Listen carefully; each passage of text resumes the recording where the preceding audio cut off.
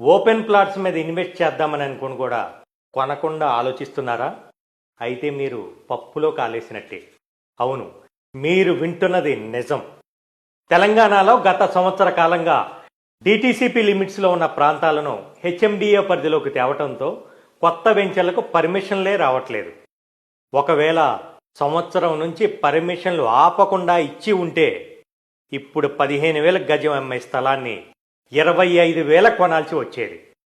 ఎందుకంటే ఇప్పుడు ప్లాట్ల రేట్ల కంటే వెంచర్ వేయడానికి కావలసిన స్థలమే ఎక్కువ రేటు కొనాల్సిన పరిస్థితి ఉంది. కొత్త పర్మిషన్లు రాకపోవడంతో ప్రతి కంపెనీ పాత వెంచర్లలోనే పాత రేట్లకే, అంటే సంవత్సరం 2 సంవత్సరాల క్రితం ఉన్న రేటుకే సేల్ చేయటం జరుగుతుంది. ఒక్కసారి ఎఫ్సిడిఏ, డిటిసిపి, హెచ్ఎండిఏ పర్మిషన్లు ఇవ్వటం స్టార్ట్ అయితే కొత్త వెంచర్లు విపరీతంగా వస్తాయి. అప్పుడు 10,000 కొనేది 20,000కి, 20,000 కొనేది 40,000 కొనాల్సిన పరిస్థితి వస్తుంది. అర్థమైంది కదా?